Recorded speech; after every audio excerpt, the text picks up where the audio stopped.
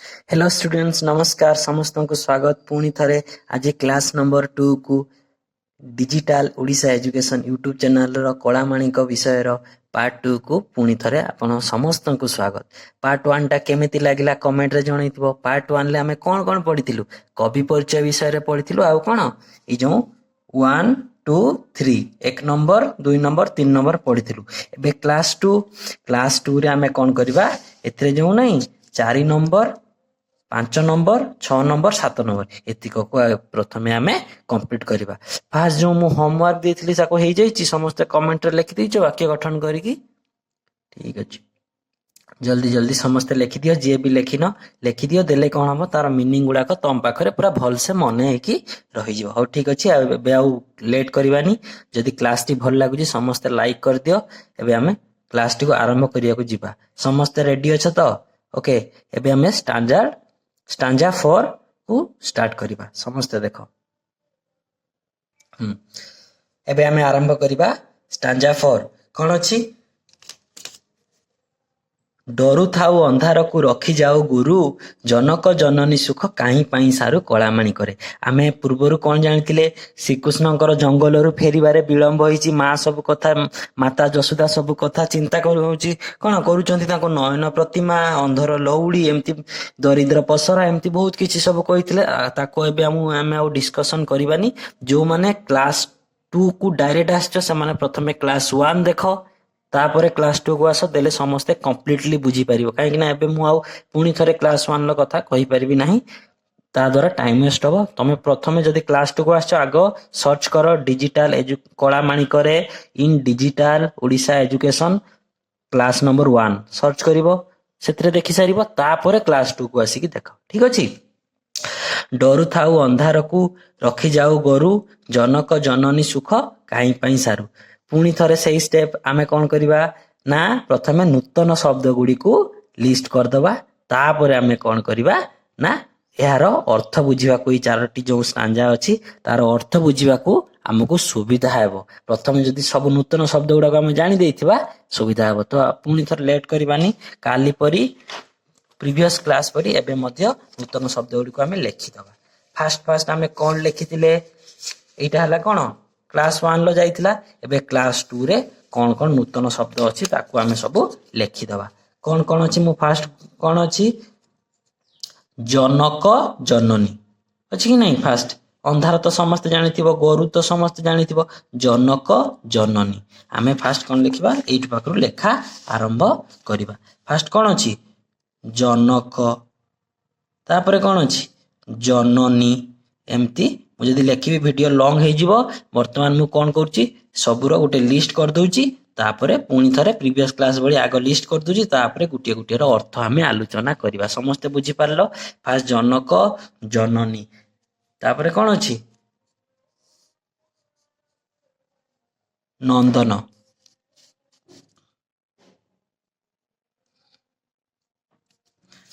ठीक अछि, एबे देखो समस्त देखो। ओके,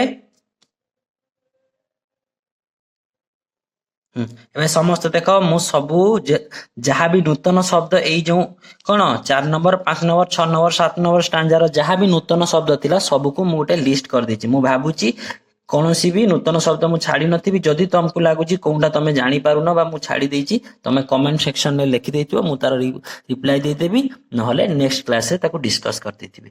तमे फास्ट कोन करो? प्राय तो एई जो 4टा स्टांजा रो जहाँ भी अछि सब मु लिखि देछि। फास्ट कोन अछि? प्रथमे एगुड़ा को हमें आलोचना कर दबा। ठीक अछि? फास्ट अछि कोन? जनक। जनक माने कोन कहलो? जनक माने हला पिता बा बापा। कोन? जनक माने कोन हला? पिता बा बापा। समस्त बुझी पारलो? तापरे कोन? जननी। जननी माने कोन? माता बा मां। बुझी पारलो? तापरे नंदन। नंदन माने कोन?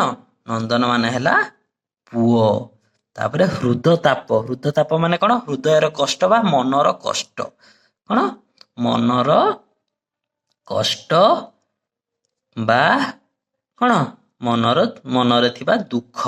तापरे विनाशने। विनाशने माने कोन? दूर करिबा। कोन? दूर करिबा। ତାପରେ କଣ ଗୋଟିକା ଗୋଟିକା ମାନେ କଣ କିଏ ଜାଣିଛ କମେଣ୍ଟରେ ଲେଖିଦେଲ ଗୋଟିକା ମାନେ କଣ ଗୋଟିକା ମାନେ ହେଲା କଣ କ୍ଷୀରରୁ ପ୍ରସ୍ତୁତ ଏକ ପ୍ରକାର ମିଠା ତାକୁ କଣ ପେଡା ବୋଲି ବି ମଧ୍ୟ କୁହାଯାଏ ପେଡା ମାନେ ପିଜୁଳି ନୁହଁ ଗୋଟେ ମିଠା ବିକ୍ରି ହୁଏ ତା ନାଁ ହେଲା ପେଡା ଯୋଉଟା କି କ୍ଷୀରରୁ ତିଆରି ତାକୁ କୁହାଯାଏ କଣ ଗୁଟିକା ତ ଗୁଟିକା ମାନେ କଣ ହେଲା ନା କଣ କ୍ଷୀରରୁ ପ୍ରସ୍ତୁତ ପ୍ରସ୍ତୁତ ଏକ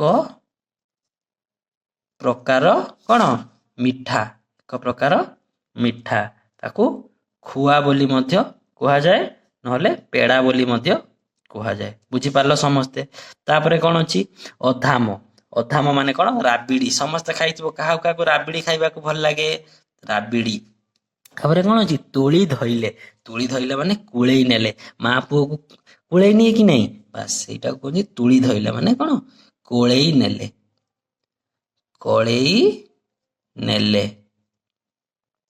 ତାପରେ କଣ ଅଛି ଗଳି ଗଳି ମାନେ କଣ ଗଳି ମାନେ କଣ ଗଳି ମାନେ ହେଲା ଦେଖିବ କିଛି ଲୋକଙ୍କର ସ୍କିନ୍ ବହୁତ ସେନ୍ସିଟିଭ ତାଙ୍କୁ ଛୁଇଁ ଦେଲେ ରେଡ୍ ପଡିଯାଉଥିବ ମଳିନ ପଡିଯାଉଥିବ ସେଠି ଏତେ ତାଙ୍କ ସ୍କିନ୍ ସଫ୍ଟ ତାଙ୍କ ଚର୍ମ ଗୁଡାକ ଏତେ ସଫ୍ଟ ତାକୁ ଛୁଇଁ ଦେଲେ ମଧ୍ୟ ଗୋଟେ ଗୋଟେ ପିଲା ଥିବେ ଦେଖିବ ଏତେ ତାଙ୍କ ଚର୍ମ ଗୁଡାକ ସଫ୍ଟ ତାଙ୍କୁ ଛୁଇଁ ଦେଲେ ସେଠି ମଳିନ ପଡିଯାଉଥିବ ଲାଲି ହଉଛି ଆମର ପଡିଯାଉଥିବ ତାକୁ କୁହାଯାଏ କଣ ଗୋଳି ଗୋଳି ମାନେ କଣ ମଳିନ ପଡିଯିବା କଣ ମଳିନ ପଡିଯିବା ତାପରେ କଣ ଅଛି ନା ପଶି ବଇଁ ମାନେ କଣ ଲୁଚି ଯିବା କଣ ଲୁଚି ଯିବା ଲୁଚି ଯିବା ତାପରେ କଣ ଅଛି ଦୁର୍ବଳ ମାନେ ଯୋଉ ୱିକ୍ ହେଇଯିବା ଏଠି ଦୁର୍ବଳ ମାନେ ସେୟା କିନ୍ତୁ କବିତା ଅନୁସାରେ ତାର ଅର୍ଥ ସେହା ନୁହେଁ କବିତା ଅନୁସାରେ କଣ ଦୁର୍ବଳର ଅର୍ଥ ବହୁତ ନରମ ବା ସୁକୁମାର ଶ୍ରୀକୃଷ୍ଣଙ୍କ ଚର୍ମଟା ବହୁତ ନରମ ଓ ସୁକୁମାର ଥିଲା ଯେ ଯେତେବେଳେ ଯଶୋଦା ତାଙ୍କୁ ଧରି ପକଉଥିଲେ ତାଙ୍କ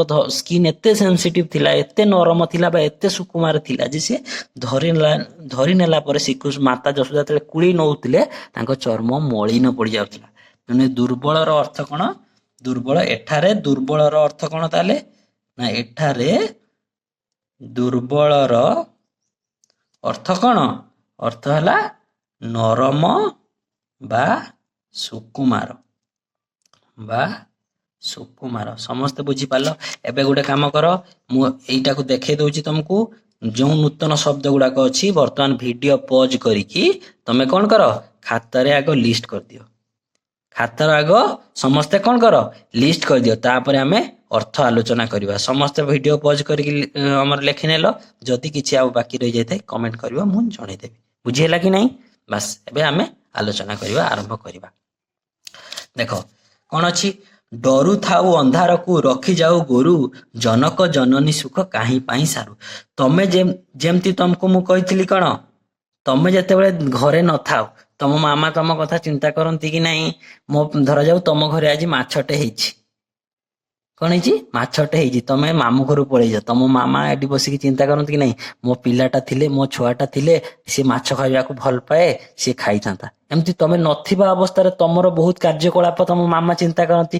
ଠିକ ସେଇଭଳିଆ କଣ କି ଧରାଯାଉ ଗୋଟିଏ ତମେ ଧରାଯାଉ କକରୋଚ ବା ଅସରପାକୁ ଦେଖିଲେ ଡର ବହୁତ ଧରାଯାଉ ତମେ ଘର ନାହଁ ତମ ମାମା ଝାଡୁ କରୁଥିଲେ ଗୋଟେ ଅସରପା ଦେଖିଲେ ତାଙ୍କ ମାଇଣ୍ଡରେ କଣ ଆସିବ ଆମ ପିଲା ଥିଲେ ମୋ ଛୁଆ ଥିଲେ ଅସରପା କଣ ଦେଖିଥିଲେ ଏବେ ଡରି ଯାଇଥାନ୍ତା ମୁଁ ତା ହଉଛି ଆମର କଣ ଆସିକି ମତେ କୁଣ୍ଡେଇ ପକେଇଥାନ୍ତା କଣ କହିଥାନ୍ତା ମାମା ମତେ ବହୁତ ଡର ଲାଗୁଛି ଠିକ ସେଇପରି କଣ ଶ୍ରୀକୃଷ୍ଣ ଯେମିତି ଜଙ୍ଗଲରୁ ଫେରି ନାହାନ୍ତି ତାଙ୍କ ମାମା ଏଠି ବସିକି କଣ ହେଲାଣି ସନ୍ଧ୍ୟା ହେଲାଣି ତେଣୁ ମା ଏଠି କଣ କରୁଛନ୍ତି ମାତା ଯଶୋଦା ବସିକି ଚିନ୍ତା କରୁଛନ୍ତି ଯେ ମୋ ପୁଅ ତ ଅନ୍ଧାରକୁ ଡରେ ତେଣୁ କାହିଁକି ସେ ଗୋରୁ ଧରିକି ଯୋଉ ଜଙ୍ଗଲକୁ ଯାଇଥିଲା ଘରକୁ ଫେରି ନାହିଁ ତେଣୁ ସେ କଣ କହୁଛନ୍ତି ଯେ ଡରୁ ଥାଉ ଅନ୍ଧାରକୁ ରଖିଯାଉ ଗୋରୁ ଜନକ ଜନନୀ ସୁଖ କାହିଁ ପାଇଁ ସାରୁ ଜନକ ଜନନୀ ମାନେ କଣ କହିଥିଲି ପିତା ମାତା ଯେ ତୁ ଯୋଉ ଯାଇକି ଜଙ୍ଗଲରେ ରହିଯାଇଛୁ ବିଳମ୍ବ ହେଲାନି ଫେରି ନାହୁଁ ଏଠି ବାପା ମାଙ୍କ ଯୋଉ ସୁଖ ତୁ ଫେରି ଆସିଲେ ବାପା ମାଙ୍କର ସୁଖ ପିଲାଟିଏ ଫେରି ଆସିଲେ ବାପା ମାଙ୍କର ସୁଖ ବଢିଯିବ କି ନାହିଁ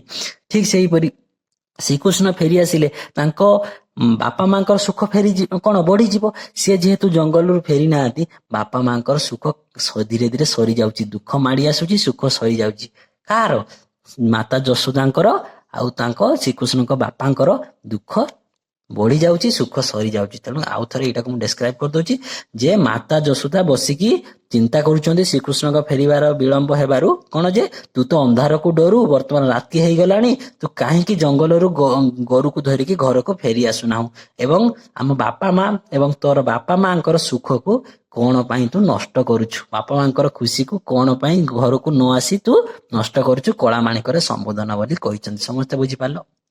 ଏବେ 5 ନମ୍ବର, ବୃଦ୍ଧ କାଳେ ତୁମ ହର ଏକଇ ନନ୍ଦନ, ହୃଦତାପ ବିନାଶନେ ତୁହରି ଚନ୍ଦନ। ଶ୍ରୀକୃଷ୍ଣ କଣ ଥିଲେ? ମାତା ଯଶୋଦାଙ୍କର ବୃଦ୍ଧା ଅବସ୍ଥାରେ ଗୋଟିଏ ବୋଲି ନନ୍ଦନ ମାନେ କଣ କହିଥିଲେ? ଏଇଠି ଦେଖ, ନନ୍ଦନ ମାନେ କଣ? ପୁଅ। ଯେ ଶ୍ରୀକୃଷ୍ଣ ମାତା ଯଶୋଦାଙ୍କର ବୃଦ୍ଧ ସମୟରେ ଏକମାତ୍ର ପୁଅ ଥିଲେ। ହୃଦତାପ ବିନାଶନେ, ହୃଦତାପ ମାନେ କଣ କହିଥିଲି? ମନର କଷ୍ଟ। ମାନେ ମାତା ଯଶୋଦାଙ୍କର ମନର କଷ୍ଟ କୁ ବିନାଶନେ ମାନେ ନଷ୍ଟ କରିଦେବାରେ ତୁହରି ଚନ୍ଦନ। ଚନ୍ଦନ କଣ ଜାଣିଛ? ଚନ୍ଦନ ଯୋଉ ଆମେ ଦଉ, କଣ ଭଗବାନଙ୍କ ମୁଣ୍ଡରେ ଚନ୍ଦନ ଦିଆଯାଏ, କାହିଁ କହିଲ? ଦେଲେ ଚନ୍ଦନ ମାରିଲେ କଣ ହବ? ଶରୀରକୁ ଥଣ୍ଡା ରଖେ ଚନ୍ଦନ, ଶରୀରରେ ପଜିଟିଭ ଏନର୍ଜି ଆଣେ, ଶରୀରକୁ ଥଣ୍ଡା ରଖେ। ତେଣୁ ଚନ୍ଦନ କଣ? ତାପକୁ କମ କରେ, କଷ୍ଟକୁ କମ କରେ ଚନ୍ଦନ। ତେଣୁ ମୁଣ୍ଡରେ ଦେଲେ କଣ ହବ? ମୁଣ୍ଡ ଥଣ୍ଡା ରହେ, ମୁଣ୍ଡକୁ ଆରାମ ଲାଗେ।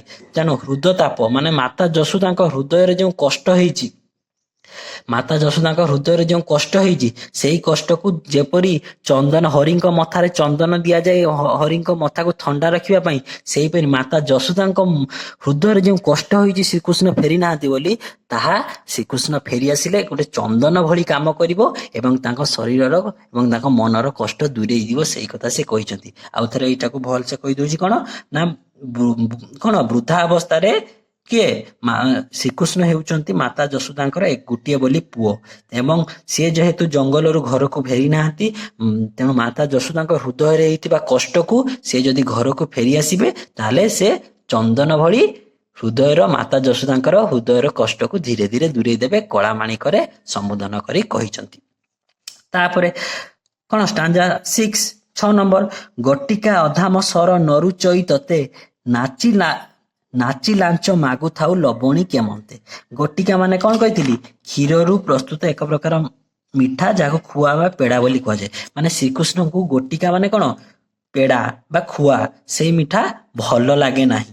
ନ ରୁଚଇ, ରୁଚଇ ମାନେ କଣ କହିଥିଲି? ରୁଚଇ ମାନେ କଣ? ଭଲ ଲାଗେ ନାହିଁ ବା ପସନ୍ଦ ହୁଏ ନାହିଁ। ରୁଚଇ ମାନେ କଣ? ପସନ୍ଦ ହୁଏ, କିନ୍ତୁ ଏଇ ଯୋଉ ଲେଖା ହେଇଛି କଣ? ନ ରୁଚଇ ମାନେ କଣ? ପସନ୍ଦ ହୁଏ ନାହିଁ। ଗୋଟିକା ମାନେ କଣ କହିଲି? ଖୁଆ। ଅଧାମ ମାନେ କଣ କହିଥିଲି? ଏଇଠି ରାବିଡି। ତେଣୁ ଅଧାମ, ଗୋଟିକା, ଖୁଆ, ରାବିଡି, ସର ଜାଣିଛ, କ୍ଷୀର ଯେତେବେଳେ ତା ଉପରେ ଗୋଟେ ଲେୟାର ଟା ପଡିଯାଏ, ସେଟା କଣ କୁହାଯାଏ? ସର। ଏଇ ସବୁ ଖାଦ୍ୟ ଏଇଠି ବସିକି ଭାବୁଛନ୍ତି, ଏଇ ସବୁ ମୋ ଶ୍ରୀକୃଷ୍ଣଙ୍କୁ ତ ଭଲ ଲାଗେ ନାହିଁ, କିନ୍ତୁ ନାଚି ନାଚି କଣ କରେ? ଲାଞ୍ଚ ମାଗୁଥାଏ ଲବଣୀ। ଲବଣୀ ମାନେ କଣ? ଲହୁଣୀ। କିନ୍ତୁ ଲହୁଣୀ ଖାଇବାକୁ ତାଙ୍କୁ ଏତେ ଭଲ ଲାଗେ, ଏଗୁଡାକ ଦେଲେ ଟୋଟାଲ ଖାଇବେନି, କିନ୍ତୁ ଲବଣୀ ଦେଲେ ପୁରା ଖୁସିରେ ନାଚିକି, ମାନେ ଖୁସି ହେଇକି, ଅତି ଖୁସି ହେଇକି ଲହୁଣୀକୁ ଖାଇଦେବେ।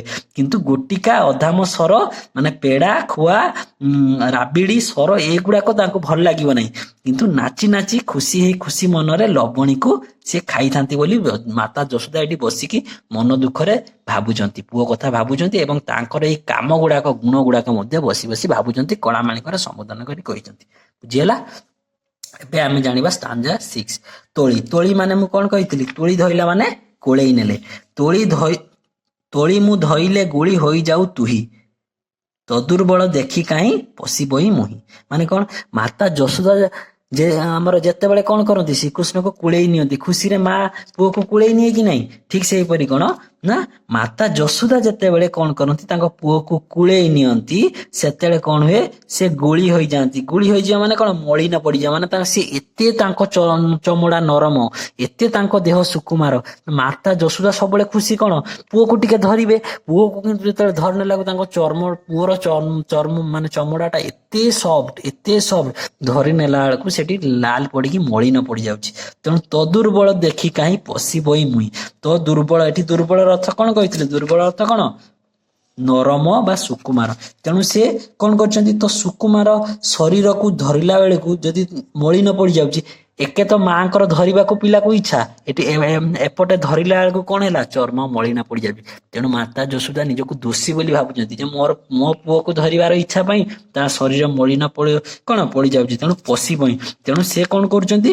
ଏଇ ଯୋଉ ନିଜକୁ ଗୋଟେ ଦୋଷୀ ବୋଲି ଭାବି ଲୁଚି ଯାଉଛନ୍ତି, ନିଜର ଆଶାକୁ ଲୁଚେଇ ଦଉଛନ୍ତି। ପୁଅକୁ ବେଳେ ବେଳେ ଧରିବାର ଆଶାକୁ ସେ ଲୁଚେଇ ଦିଅନ୍ତି। କାହିଁକି ନା ପୁଅକୁ ଯଦି ମୁଁ ଧରିବାକୁ ଯିବି ଖୁସିରେ, ଏପଟେ ତାର ଏତେ ସୁକୁମାର ଦେହ ଯେ ମଳିନା ପଡିଯାଉଛି, ପୁଅକୁ କୁଆଡେ କଷ୍ଟ ହଉଥିବ, ତେଣୁ ମା ପୁଅର କଷ୍ଟ ସହିପାରୁନି, ତେଣୁ ସେ ନିଜକୁ ବେଳେ ବେଳେ ଦୋଷୀ ବୋଲି ମଧ୍ୟ ଭାବୁଛନ୍ତି। ଏଠି କଣ ହେଇଛି 4ଟା ଷ୍ଟାଞ୍ଜାରେ? ପୁଅ ଯେହେତୁ ଫେରି ନାହିଁ, ମା କଣ କରୁଛନ୍ତି, ଏଇ ଯୋଉ 4ଟା ଷ୍ଟାଞ୍ଜାରେ କଣ ହେଇଛି, ମାତା ଯଶୋଦା ବସିକି ପୁଅର ବିଭିନ୍ନ କାର୍ଯ୍ୟକଳାପ କଥା, ମୋ ପୁଅ ଥିଲା ଏମିତି କରିଥାନ୍ତା, ମୋ ପୁଅ ଏମିତି ଖାଏ, ଏହା ଖାଇବାକୁ ଭଲ ପାଏ, ଏହା ଖାଇବାକୁ ଭଲ ପାଏନି, ଏଇ ସବୁ କଥା ବସିକି ସେ ଚିନ୍ତା କରୁଛନ୍ତି। 4ଟା ଷ୍ଟାଞ୍ଜା ବର୍ତ୍ତମାନ ସମସ୍ତଙ୍କର କମ୍ପ୍ଲିଟ ହେଲା। ସମସ୍ତେ ବହୁତ ଭଲ ଭାବରେ ବୁଝିପାରିଲ। ଧନ୍ୟବାଦ। ମୋ କ୍ଲାସଟି କେମିତି ଲାଗିଲା ମତେ ଜଣେଇବ, ଏବଂ କାଲି ପାଇଁ ମଧ୍ୟ ତମର ସେଇ ସମାନ ହୋମୱାର୍କ ରହିଲା। ଯାହା ବି ନୂତନ ଶବ୍ଦ ଲେଖିଛି ତାକୁ ସବୁ କଣ କରିବ, ବାକ୍ୟ ଗଠନ କରିକି କମେଣ୍ଟରେ ଲେଖିଦବ। ଯେପରି ଜନକ ମାନେ ପିତା, ତାର ବାକ୍ୟ ଗଠନ କରିକି ଲେଖିବ। ନନ୍ଦନ ମାନେ ପୁଅ, ତାର ବାକ୍ୟ ଗଠନ କରିକି ଲେଖିବ। ଏମିତି ସବୁ ବାକ୍ୟ ଗଠନ କରିକି କମେଣ୍ଟରେ ଲେଖିକି ମତେ ଜଣେଇବ। ଦେଲେ କଣ ହବ, ଏଇ ସବୁ ନୂତନ ଶବ୍ଦର ଅର୍ଥ ତମ ମନରେ ପୁରା ଫିଟ୍ ହେଇକି ରହିଯିବ। ସମସ୍ତେ ବୁଝିପାରିଲ? କ୍ଲାସ 2 ଯିଏ ଡାଇରେକ୍ଟ ଦେଖୁଛ, କ୍ଲାସ 2 ଦେଖ ନାହିଁ, କ୍ଲାସ 1 ପ୍ରଥମେ ଦେଖିବ, ତାପରେ କ୍ଲାସ 2, ଏବଂ ଧୀରେ ଧୀରେ ବିଷୟ ଗୁଡିକ କମ୍ପ୍ଲିଟ କରିକି ଲେଖିବ। ସମସ୍ତେ ବୁଝିପାରିଲ? ସେକେଣ୍ଡ ଷ୍ଟେପ କଣ, କମେଣ୍ଟରେ ଯାହା ତମର ଯୋଉ କୌଣସି ୱାର୍ଡ ଯଦି ମୁଁ ଛାଡି ଦେଇଥିବି ଲେଖିବ। ଥାର୍ଡ କଣ, ଯାହାବି ହୋମୱାର୍କ ଦେଲି କମ୍ପ୍ଲିଟ କରିବ। ସମସ୍ତେ ବୁଝିପାରିଲ? ହଁ, ଆଉ ଗୋଟେ କଥା ମୁଁ କହିବାକୁ ପ୍ରିଭିୟସ କ୍ଲାସରେ ବି ଭୁଲି ଯାଇଥିଲି। ଦେଖିବ ତମର ଯୋଉ ୟୁଟ୍ୟୁବ ଭିଡିଓ ତଳେ ଯୋଉ ମୋର ଅପସନ ଲେଖା ହେଇଛି, ମୋର ଅପସନରେ କ୍ଲିକ କଲା ପରେ କଣ ହବ, ତଳେ ପୁରା ଏଇ ଯୋଉ 4ଟା ଷ୍ଟାଞ୍ଜାର ପୁରା ଡେସ୍କ୍ରାଇବ କରିକି ଭଲସେ ମୁଁ ଲେଖିଦେଇଛି। ତାକୁ ତମେ ଚାହିଁଲେ ପଢି ବି ପାରିବ। ଏଇ ଯୋଉ କଥା ଗୁଡାକ ମୁଁ କହିଲି ସେଗୁଡାକ ପୁରା ମୁଁ ଡିଟେଲସରେ ଲେଖିଦେଇଛି। ଦେଖିବ ୟୁଟ୍ୟୁବ ଭିଡିଓ ତଳେ ଯୋଉ ଦେଖିବ ଗୋଟେ ମୋର ଅପସନ ଲେଖା ହେଇଛି, ଡେସ୍କ୍ରିପସନରେ ଦେଖିଦବ। ଡେସ୍କ୍ରିପସନରେ ପୁରା ଡିଟେଲସ ଏଇ ବିଷୟକୁ ମୁଁ ଡେସ୍କ୍ରାଇବ କରିକି ରହୁଛି କଣ ଲେଖିଦେଇଛି। କ୍ଲାସ 1ରେ ଷ୍ଟାଞ୍ଜା 1 2 3 ର ପୁରା ଭଲସେ କଣ ଡେସ୍କ୍ରାଇବ କରିକି ଲେଖା ହେଇଛି। ତମେ ତାକୁ ଚାହିଁଲେ ପଢିକି ମଧ୍ୟ ବୁଝିପାରିବ। ଥରେ ଶୁଣିଦେଲ, ପଢିଦବ, ପୁରା ମନରେ ରହିଯିବ, ଏବଂ ଏଗୁଡାକ ରହିଗଲା। ଠିକ ଅଛି। ଯଦି ମୋ କ୍ଲାସଟି ଭଲ ଲାଗିଥିବ ଲାଇକ୍ କରିବ, ଏବଂ ଚ୍ୟାନେଲରୁ ଅପଡେଟ ଯଦି ଚ୍ୟାନେଲରୁ କେତେବେଳେ କଣ କ୍ଲାସ ଅପଡେଟ ହଉଛି ତା ବିଷୟରେ ନୋଟିଫିକେସନ ପାଇବାକୁ ଚାହୁଁଛ, ସବସ୍କ୍ରାଇବ କରିକି ରଖିବ ଚ୍ୟାନେଲକୁ। ଟିକେ ସବସ୍କ୍ରାଇବ କରିଦିଅ ସମସ୍ତେ, ଏବଂ ଲାଇକ୍ କରିଦିଅ, ଏବଂ କ୍ଲାସ କେମିତି ଲାଗିଲା କମେଣ୍ଟରେ ଲେଖିକି ଜଣାଅ। ସମସ୍ତଙ୍କୁ ବହୁତ ବହୁତ ଧନ୍ୟବାଦ। ଡିଜିଟାଲ